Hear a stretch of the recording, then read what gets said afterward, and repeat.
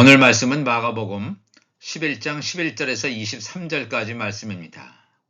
절기에 따른 열매를 찾으시는 예수님이다 하는 제목으로 말씀을 나누겠습니다. 먼저 이 본문을 읽어 드리겠습니다.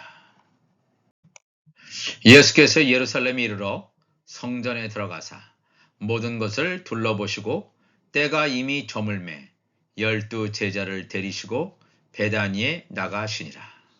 이튿날 그들이 베다니에서 나왔을 때에 예수께서 시장하신지라. 멀리서 잎사귀 있는 한 무화과 나무를 보시고 혹 그 나무에 무엇이 있을까 하여 가셨더니 가서 보신즉 잎사귀 외에 아무것도 없더라. 이는 무화과의 때가 아님이라. 예수께서 나무에게 말씀하여 이르시되 이제부터 영원토록 사람이 내게서 열매를 따먹지 못하리라 하시니 제자들이 이를 듣더라. 그들이 예루살렘에 들어가니라. 예수께서 성전에 들어가사 성전 안에서 매매하는 자들을 내쫓으시며 돈 바꾸는 자들의 상과 비둘기 파는 자들의 의자를 둘러 엎으시며 아무나 물건을 가지고 성전 안으로 지나다님을 허락하지 아니하시고 이에 가르쳐 이르시되 기록된 바 내 집은 만민이 기도하는 집이라 칭함을 받으리라고 하지 아니하였느냐. 너희는 강도의 소굴을 만들었도다 하시매 대제사장들과 서기관들이 듣고 예수를 어떻게 죽일까 하고 꾀하니 이는 무리가 다 그의 교훈을 놀랍게 여김으로 그를 두려워함일러라. 그리고 날이 저물매 그들이 성 밖으로 나가더라. 그들이 아침에 지나갈 때에 무화과 나무가 뿌리채 마른 것을 보고 베드로가 생각이 나서 여짜오되 랍비여 보소서 저주하신 무화과 나무가 말랐나이다. 예수께서 그들에게 대답하여 이르시되 하나님을 믿으라. 내가 진실로 너희에게 이르노니 누구든지 이 산더러 들리어 바다에 던져지라 하며 그 말하는 것이 이루어질 줄 믿고 마음에 의심하지 아니하면 그대로 되리라. 아멘. 이 예수님께서 마지막 한 주간을 보내시기 위하여 드디어 예루살렘에 들어가시게 되었습니다. 예수님께서 십자가를 지시기에 앞서서 놀라운 사건을 일으키십니다. 의미가 매우 함축되어 있고 영적인 의미를 내포하는 그런 사건이었습니다. 예수님의 행동 하나하나에는 놀라운 비밀이 감추어져 있음을 우리가 알아야 합니다. 예수님께서 성전 뜰에 들어가셨다가 빠르게 둘러보시고 이미 저녁 시간이 다 되었기 때문에 성전으로 예루살렘 성전으로 들어가시지 않고 12 제자들을 데리시고 베단이라는 곳으로 일단 철수하십니다. 그 다음 날에 베다니에서 나와서 예루살렘으로 들어가시기 전에 즉 예루살렘 성전으로 들어가시기 전에 길에서 있었던 일을 성경은 오늘 본문에서 기록하고 있습니다. 예수님께서 배가 고프셨습니다. 시장하셨습니다. 예수님 역시 육신을 가지고 있었으므로 여러 사람들과 마찬가지로 배고픔을 느끼셨습니다. 당연하죠. 예수님도 이 영이셨던 분이 우리와 똑같은 육을 가지고 있기 때문에 예수님도 배고픔을 느끼셨다. 물론 맞습니다. 그러나 예수님께서 배고프시기 때문에 육신의 어떤 이 배고픔을 해결하기 위해서 무화과 나무 열매를 찾으시는 그런 것이 아닙니다. 단순히 그러한 생각에 머물러서는 안 된다는 것입니다. 예수님의 배고픔은 다른 사건을 보여주기 위한 전조를 띠고 있다고 우리가 볼 수 있습니다. 배고픈 예수님 앞에 한 그루의 무화과 나무가 보입니다. 무화과 나무 하면 떠오르는 것이 무화과 열매가 생각날 것입니다. 정말로 배고픈 자, 무화과 나무가 앞에 보입니다. 무화과 열매라도 따서 먹으면 나의 배고픔이 어느 정도 해결될 것이다. 우리가 그렇게는 다 생각할 수 있을 것입니다. 그렇지만 또 이 무화과나무는 사과나무도 아니고 무화과나무라고 하는 것은 이스라엘을 상징하는 나무로 익히 알려져 있습니다. 우리가 이것은 이 성경을 통해서 알 수가 있습니다. 아, 무화과나무라고 하는 것은 이스라엘, 즉 제사장 나라 백성 이스라엘을 상징하는 나무구나 하는 것을 알 수가 있습니다. 그렇기 때문에 이 아담과 하와가 선악과를 따서 먹은 후에 무화과 잎으로 자기의 벌거벗은 몸을 가리지 않습니까? 왜냐하면 이 아담과 하와는 제사장 나라 백성임을 우리가 알 수 있습니다. 물론 조금 더 가보면 이 하와에게는 놀라운 다른 비밀이 숨겨져 있지만 그들이 무화과 잎을 통해서 벌거벗은 것을 가렸다라고 하는 것은 그들의 제사장 나라 직분인 것을 가르쳐주고 있다는 것입니다. 배고프신 예수님께서 시야에 들어온 무화과 나무에게 다가가셔서 무화과 열매가 있는지 확인합니다. 그런데 그 무화과 나무는 단 하나의 무화과 열매도 없었습니다. 이것을 읽는 독자들은 배고프신 예수님께서 허기를 달래기 위하여 무화과 열매를 찾았지만 열매가 없자 실망하여 계속해서 허기에 지친 예수님의 모습, 어떻게 보면 인간적인 예수님의 모습을 떠올릴지도 모르겠습니다. 만일 이것이 목적이었다면 이는 무화과의 때가 아님이라 한 말이 없었을 것입니다. 마가복음 11장 13절에 멀리서 잎사귀에 있는 한 무화과 나무를 보시고 혹 그 나무에 무엇이 있을까 하여, 즉 열매가 있을까 하여 가셨더니 가서 보신즉 잎사귀 외에 아무것도 없더라. 이는 무화과의 때가 아님이라 그랬습니다. 무화과 나무에서 열매를 맺을 때도 아닌데 무화과 나무에게서 열매를 구했던 예수님, 얼뜻 잘 이해가 가지 않을 수 있습니다. 무화과 나무에 열매 맺을 시기에 열매를 구했는데도 불구하고 열매가 없었다면 문제가 있을 수 있지만 열매 맺을 시기도 아닌데 열매가 없는 것은 당연하지 않습니까? 그런데 왜 예수님께서는 무화과의 열매 맺을 시기도 아닌데 이때에 열매를 구하셨을까? 의문이 생기는 대목입니다. 그리고 이미 본문을 읽어서 알듯이 무화과 열매가 없다고 예수님께서 멀쩡하게 서 있는 무화과 나무를 저주하십니다. 이것을 또한 우리가 이해하기가 쉽지 않을 것입니다. 이는 무화과 때가 아니다. 무화과 때가 아니라고 하면 당연히 열매 맺을 때가 아니라는 것입니다. 이 예수님의 말씀은 틀림없는 비유의 말씀입니다. 앞에서 말씀했듯이 무화과 나무는 이스라엘을 상징하는 나무입니다. 이스라엘은 제사장 나라에서 제사장 역할을 하는 하나님의 종들, 새 예루살렘 성에서 이 왕인 예수 그리스도와 왕인 예수님께 붙어있는 같은 왕권을 행사하는 하나님의 아들들을 섬기는 하나님의 종들을 가리키는 것이 바로 이 무화과 나무를 상징하는 것이라고 볼 수 있습니다. 그렇다면 무화과의 때가 아니라고 하는 것은 무화과 나무에서 열매를 맺는 시기가 아니라는 것입니다. 즉 이때는 예수님께서 초림에서 오셔서 십자가 지시기 전에 그러한 시기라는 것을 우리가 알 수 있습니다. 무화과 나무에서 열매 맺는 시기라고 하는 것은 바로 하나님의 종들인 열매 맺는 추수되어지는 시기를 말합니다. 하나님의 종들이 열매 맺어서 추수되어지는 시기는 여호와의 7절기 중에서 우리가 속죄절이다, 즉 6번째 절기인 속죄절이다 하는 것을 우리가 이미 많이 말씀을 통해서 나누었습니다. 하나님의 종들이 속죄절의 성물로 하나님께 드려지는 그러한 시기를 말한다는 것입니다.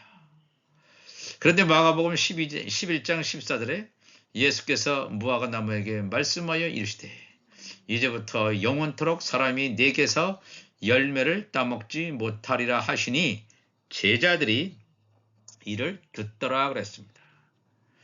예수님의 이 발언은 제자들을 충격으로 몰아넣기에 충분했습니다. 그냥 멀쩡히 서 있던 무화과 나무가 열매가 없었다는 바로 그 단순한 사실 하나 때문에 예수님의 저주를 받았다는 것입니다.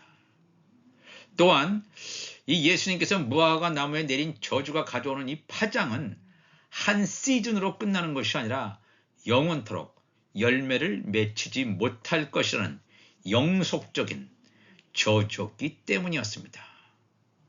이번 시즌에는 열매가 없었지만 다음 시즌에, 다음 철에는 열매를 맺을 것이라는 낙관적인 축복을 하셨더라면 좋았을 텐데 하고 우리가 생각할 수 있지만 예수님의 말씀은 매우 깊은 영적인 의미를 함축하고 있다 하겠습니다. 무화과 나무로 상징되는 이스라엘 백성들의 구원의 길이 완전히 막혔음을 시사하는 말처럼 들렸기 때문입니다. 무화과 나무에서는 열매를 맺지 못한다는 예수님의 말씀은 무화과 나무라고 하는 이스라엘, 즉 제사장 나라 백성들이 구원을 받기 위해서는 무화과 나무 이외에 다른 곳으로 접붙임을 받아야 한다는 것을 강력하게 시사해 주고 있는 말씀이 되겠습니다. 그래서 요한계시록 22장 보면 새 예루살렘 성에서 하나님 나라의 완성에 대한 장면을 보여주고 있는 장면이 나옵니다.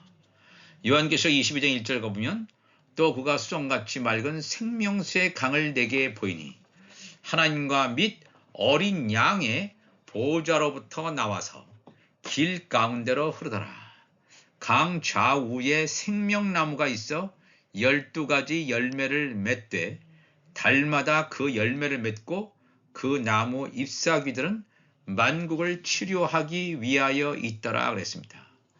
새 예루살렘 성의 생명나무, 생명나무 가지, 생명나무 열매, 또 생명나무 잎사귀를 다루고 있습니다. 이것은 바로 열방의 온전한 회복, 하나님 나라의 완성을 보여주는 성경 구절이 되겠습니다. 생명나무이신 예수 그리스도에게 접붙임을 받은 12가지, 즉 예수님의 11명의 제자들, 가룟 유다를 제외한 11명의 제자들과 사도 바울을 포함한 12가지, 즉 예수님의 12제자들을 통해서 생명나무의 열매들인 하나님의 아들들이 추수되게 됩니다. 또 생명나무 가지에 붙어있는 잎사귀들의 존재를 여기 성경 본문은 확인해 주고 있습니다. 바로 이 생명나무에 붙어있는 잎사귀들이 바로 누구냐 하면 무화과 나무의 저주 사건으로 구원의 길이 막혔던 하나님의 종들이 무화과 나무에서 생명나무 잎사귀로 접목됨으로 말미암아 하나님의 종들이 구원받는 것을 보여주는 말씀이 되겠습니다. 무화과 나무라고 하는 즉 율법 아래에서 죄와 사망의 법에 종노릇하면서 계속해서 살아가는 이스라엘 백성, 즉 제사장 나라 백성들은 무화과 나무에만 계속해서 매달려 있었다면 이것은 비단 이스라엘에게만 해당되는 것이 아닙니다. 하나님의 종들, 제사장 역할을 하게 될 하나님의 종들이 계속해서 죄와 사망의 법, 율법 아래에만 종노릇하고 있었다면 구원받지 못하고 다 멸망당했을 것이지만 생명나무 잎사귀로 접목되어 열방이 회복되는 하나님 나라의 완성의 그림을 보여주고 있다고 하는 것입니다. 바로 그 다음 성경 구절에 마가복음 11장 15절에 그들이 예루살렘에 들어가니라. 예수께서 성전에 들어가사 이 성전 뜰입니다. 들어가사 성전 안에서 매매하는 자들을 내쫓으시며 돈 바꾸는 자들의 상과 비둘기 파는 자들의 의자를 둘러 엎으시며 아무나 물건을 가지고 성전 안으로 지나다님을 허락하지 아니하셨다 그랬습니다.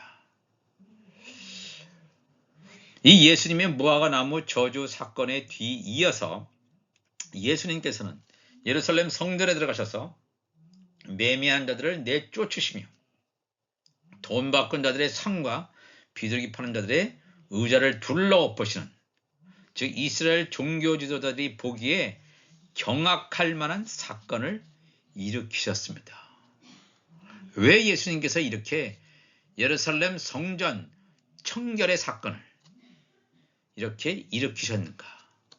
마가복음 11장 17절에 보니까 이에 가르쳐 이르시되 기록된 바 내 집은 만민을 위해서 기도하는 집이라 칭함을 받으려고 하지 아니하였느냐. 너희는 강도의 소굴을 만들었다라고 예수님께서 책망하시는 것이 나옵니다. 예수님께서 예루살렘 성전뜰에서 벌이신 이 사건은 손으로 지은 성전의 효력이 다했음을 강력하게 암시하는 말씀이 되겠습니다. 예루살렘 성전, 헤롯 성전이죠. 예수님의 예고대로 이 헤롯 성전이 AD 70년, 즉 예수님께서 돌아가신 다음에 거의 한 40년 이후에, 거의 40년 후에 헤롯 성전, 예루살렘 성전이 멸망하게 됩니다. 이 성전의 효력이 끝났음을 예수님께서는 사마리아 여인과의 대화 속에서도 분명히 말씀하시고 있습니다. 요한복음 4장 20절을 보면 우리 조상들은 사마리아 여인들이 말하는 사마리아인의 조상들은 이 산에서 예배하였는데 우리 조상들은 이 산에서 예배하였는데 그러니까 이 산이라고 하는 그리심산이죠. 당신들의 말은 유대인들 예수와 같은 당신 유대인들 말은 예배할 곳이 예루살렘에 있다 하더이다. 즉 예루살렘 성전을 말하는 거죠. 예수께서 이르시되 여자여 사마리아 여자여 내 말을 믿으라.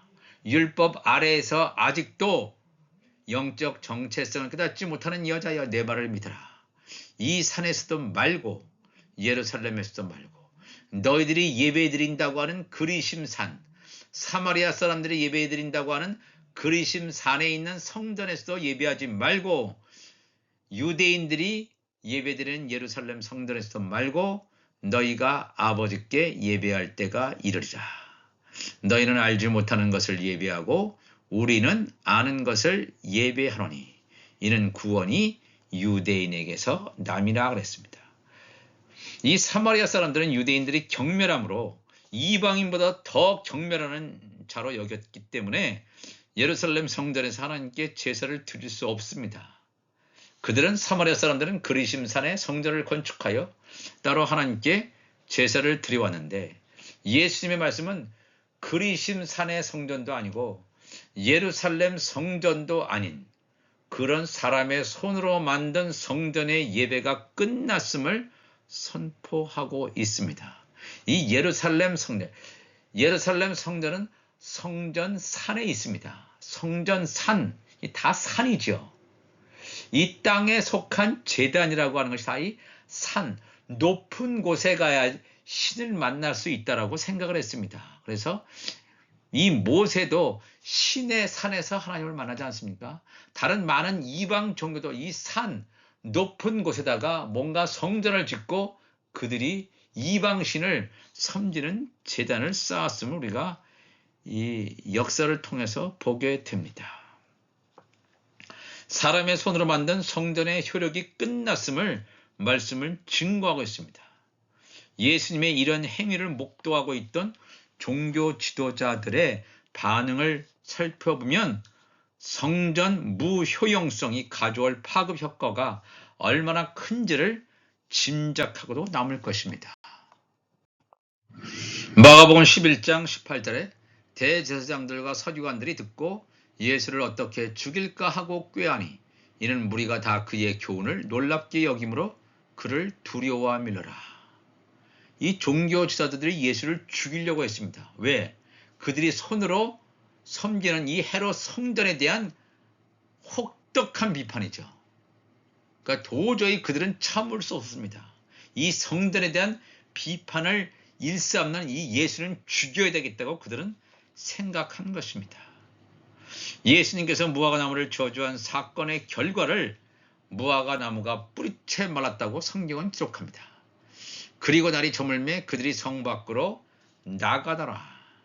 그들이 아침에 지나갈 때 무화과나무가 뿌리채 마른 것을 보고 베드로가 생각이 나서 여짜오되 랍비여 보소서 저주하신 무화과나무가 말랐나이다 이렇게 얘기합니다.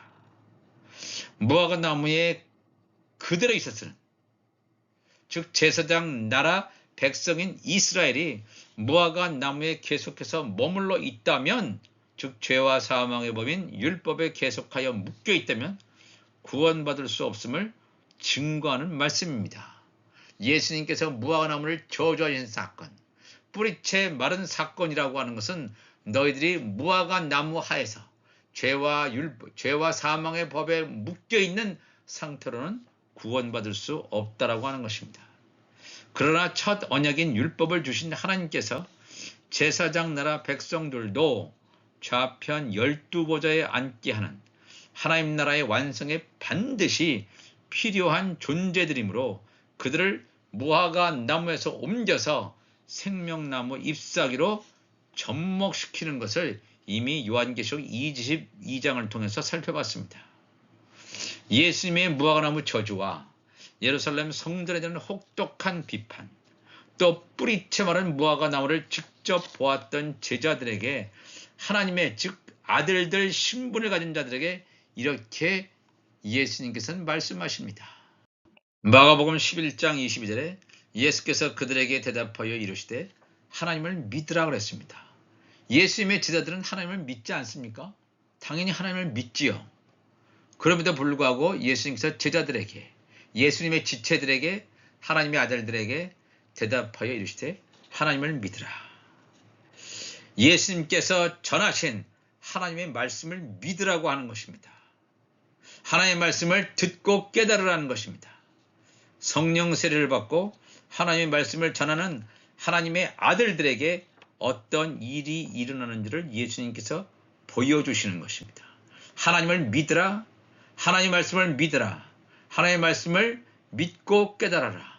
하나님의 말씀을 정말 예수님이 성부 하나님부터 말씀을 받아서 증거하시는 것처럼 그렇게 믿을 때 어떤 일이 일어나냐 하면, 마가복음 11장 23절에 내가 진실로 너희에게 이르노니 누구든지 이 산더러 들리어 바다에 던져지라 하며 그 말하는 것이 이루어질 줄 믿고 마음에 의심하지 아니하면 그대로 되리라.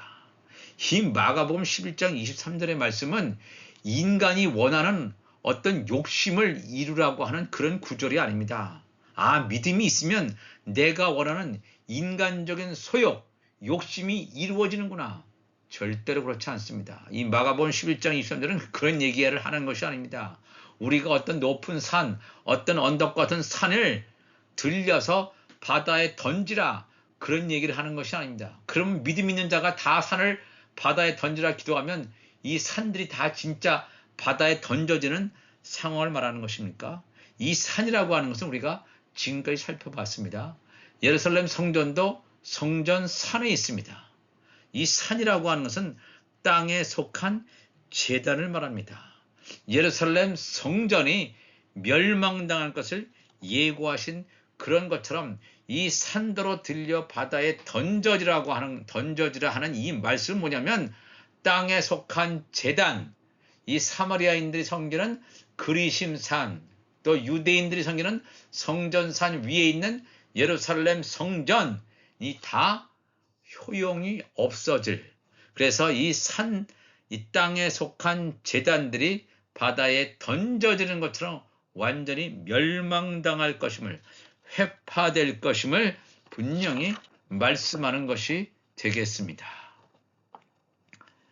이 말씀이 바로 무화과나무의 저주 사건, 예루살렘 성전에 대한 비판 사건을 함축적으로 설명해 주고 있는 말씀이 되겠습니다.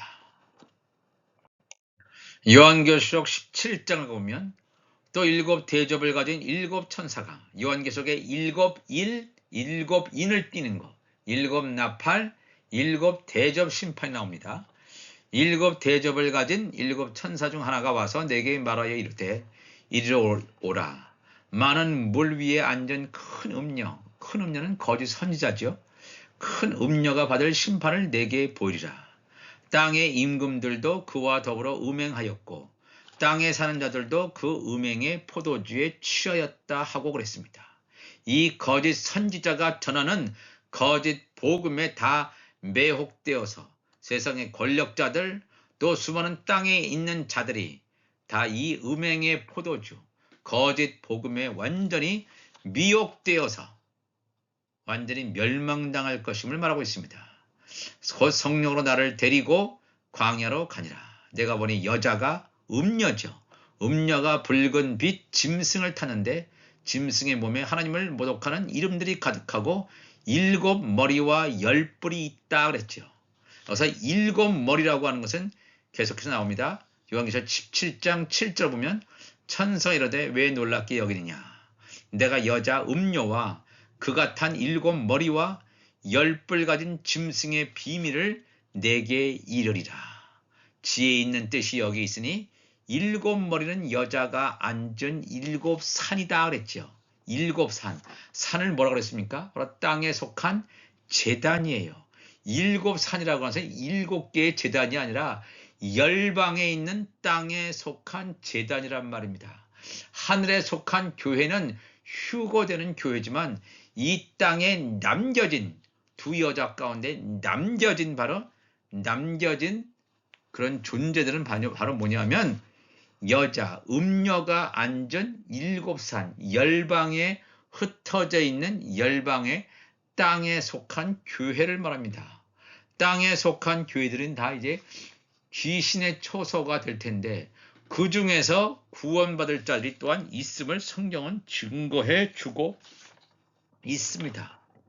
오늘 우리가 이 말씀을 통해서 절기에 따른 열매를 찾으시는 예수님, 무화과를 저주하시고 이 무화과 완전히 멸망당하는 것이 아니라 무화과 나무에서는 더 이상 구원의 역사가 일어날 수 없기 때문에 무화과 나무에서 생명나무 잎사귀로 접목됨으로 말미암아 하나님의 구원 역사가 완성됨을 성경을 통해서 우리에게 보여주시고 있습니다. 우리가 이 마가복음 11장의 사건을 통해서 동일한 말씀, 하나님의 아들 구원, 하나님의 종들의 구원, 천국 시민의 구원을 이루어 가심으로 말미암아 하나님 나라 완성을 이루어 가시는 놀라운 하나님의 섭리, 예수 그리스도의 사건을 우리가 바라보면서 단순하게 그냥 무화과 나무를 예수님께서 배고프셔서 그냥 무화과 나무를 저주한 그런 피상적인 의미가 아니라 이 영적인 의미가 함축되어 있다는 사실을 우리가 온전히 깨닫고 하나님의 말씀이 담겨져 있는 것이 하나님의 성전입니다. 예수님이 성전인 것처럼 예수님의 지체들도 성전입니다. 왜냐하면 하나님의 말씀이 그 속에 담겨져 있기 때문에. 기도하시겠습니다. 하나님 아버지 감사합니다. 오늘도 우리가 이 말씀을 통해서 은혜를 나누게 하심을 감사를 드립니다. 절기에 따른 열매를 찾으시는 예수님, 이 나팔절에는 하나님의 아들들의 열매를 찾으시고 속죄절에는 하나님의 종들의 열매, 초막절에는 천국 시민의 열매를 찾으시는 주님이시여, 온전히 우리가 이 마지막 때에 그 열매들로 온전히 열매 맺혀 풍성히 열매 맺혀 갈 수 있도록 인도하여 주옵소서. 감사하며 예수님의 이름으로 기도합나이다. 아멘.